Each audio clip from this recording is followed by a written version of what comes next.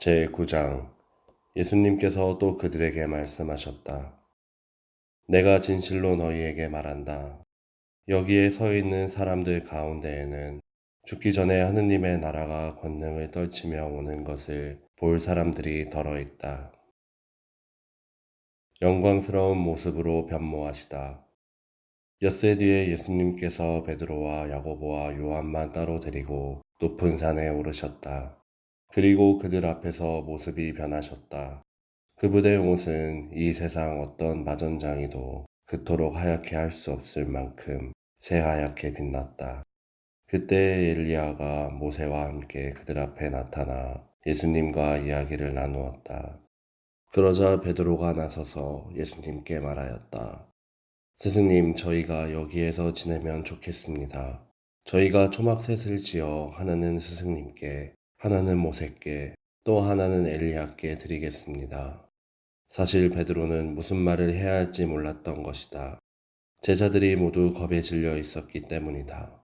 그때 구름이 일어 그들을 덮더니 그 구름 속에서 이는 내가 사랑하는 아들이니 너희는 그의 말을 들어라 하는 소리가 났다. 그 순간 그들이 둘러보자 더 이상 아무도 보이지 않고 예수님만 그들 곁에 계셨다. 그들이 산에서 내려올 때 예수님께서는 그들에게 사람의 아들이 죽은 이들 가운데서 다시 살아날 때까지 지금 본 것을 아무에게도 말하지 말라고 분부하셨다. 그들은 이 말씀을 지켰다. 그러나 죽은 이들 가운데에서 다시 살아난다는 것이 무슨 뜻인지를 저희끼리 서로 물어보았다. 엘리야의 재림. 제자들이 예수님께 율법학자들은 어째서 엘리야가 먼저 와야 한다고 말합니까? 하고 물었다. 그러자 예수님께서 그들에게 말씀하셨다. 과연 엘리야가 먼저 와서 모든 것을 바로잡는다. 그런데 사람의 아들이 많은 고난과 멸시를 받으리라고 성경에 기록되어 있는 것은 무슨 까닭이겠느냐? 사실 내가 너희에게 말하는데 엘리야에 관하여 성경에 기록된 대로 그가 이미 왔지만 사람들은 그를 제멋대로 다루었다. 어떤 아이에게서 더러운 영을 내쫓으시다. 그들이 다른 제자들에게 가서 보니 그 제자들이 군중에게 둘러싸여 율법 학자들과 논쟁하고 있었다. 마침 군중이 모두 예수님을 보고는 몹시 놀라며 달려와 인사하였다. 예수님께서는 그들에게 저들과 무슨 논쟁을 하느냐 하고 물으시자 군중 가운데 한 사람이 대답하였다. 스승님, 벙어리 영이 들린 제 아들을 스승님께 데리고 왔습니다. 어디에서건 그 영이 아이를 사로잡기만 하면 거꾸러뜨립니다. 그러면 아이는 거품을 흘리고 이를 갈며 몸이 뻣뻣해집니다. 그래서 스승님의 제자들에게 저 영을 쫓아내달라고 하였지만 그들은 쫓아내지 못하였습니다. 그러자 예수님께서 아, 믿음이 없는 세대야. 내가 언제까지 너희 곁에 있어야 하느냐? 내가 언제까지 너희를 참아주어야 한다는 말이냐? 아이를 내게 데려오너라. 하고 그들에게 이르셨다. 그래서 사람들이 아이를 예수님께 데려왔다. 그 영은 예수님을 보자 곧바로 아이를 뒤흔들어 냈다. 아이는 땅에 쓰러져 거품을 흘리며 뒹굴었다. 예수님께서 그 아버지에게 아이가 이렇게 된 지 얼마나 되었느냐 하고 물으시자 그가 대답하였다. 어릴 적부터입니다.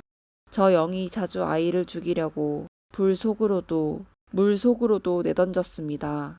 이제 하실 수 있으면 저희를 가엾이 여겨 도와주십시오. 예수님께서 그에게 하실 수 있으면이 무슨 말이냐? 믿는 이에게는 모든 것이 가능하다. 하고 말씀하시자 아이 아버지가 곧바로 저는 믿습니다. 믿음이 없는 저를 도와주십시오. 하고 외쳤다. 예수님께서는 군중이 떼를 지어 달려드는 것을 보시고 더러운 영을 꾸짖으며 말씀하셨다. 벙어리 기머거리 영아, 내가 너에게 명령한다. 그 아이에게서 나가라. 그리고 다시는 그에게 들어가지 마라. 그러자 그 영이 소리를 지르며 아이를 마구 뒤흔들어 놓고 나가니 아이는 죽은 것처럼 되었다. 그래서 사람들이 모두 아이가 죽었구나 하였다. 그러나 예수님께서 아이의 손을 잡아 일으키시니 아이가 일어났다. 그 뒤에 예수님께서 집에 들어가셨을 때 제자들이 그분께 따로 어째서 저희는 그 영을 쫓아내지 못하였습니까? 하고 물었다. 예수님께서는 이렇게 대답하셨다. 그러한 것은 기도가 아니면 다른 어떤 방법으로도 나가게 할 수 없다. 순환과 부활을 두 번째로 예고하시다. 그들이 그곳을 떠나 갈릴레아를 가로질러 갔는데 예수님께서는 누구에게도 알려지는 것을 원하지 않으셨다. 그분께서 사람의 아들은 사람들의 손에 넘겨져 그들 손에 죽을 것이다. 그러나 그는 죽임을 당하였다가 사흘 만에 다시 살아날 것이다. 하시면서 제자들을 가르치고 계셨기 때문이다. 그러나 제자들은 그 말씀을 알아듣지 못하였을 뿐만 아니라 그분께 묻는 것도 두려워하였다.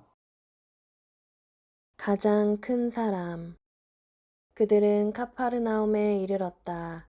예수님께서는 집 안에 계실 때 제자들에게 너희는 길에서 무슨 일로 논쟁하였느냐 하고 물으셨다. 그러나 그들은 입을 열지 않았다. 누가 가장 큰 사람이냐 하는 문제로 길에서 논쟁하였기 때문이다. 예수님께서는 자리에 앉으셔서 12제자를 불러 말씀하셨다. 누구든지 첫째가 되려면 모든 이의 꼴찌가 되고 모든 이의 종이 되어야 한다. 그러고 나서 어린이 하나를 데려다가 그들 가운데 세우신 다음 그를 껴안으시며 그들에게 이르셨다. 누구든지 이런 어린이 하나를 내 이름으로 받아들이면 나를 받아들이는 것이다. 그리고 나를 받아들이는 사람은 나를 받아들이는 것이 아니라 나를 보내신 분을 받아들이는 것이다. 우리를 반대하지 않는 이는 지지하는 사람이다. 요한이 예수님께 말하였다. 스승님, 어떤 사람이 스승님의 이름으로 마귀를 쫓아내는 것을 저희가 보았습니다.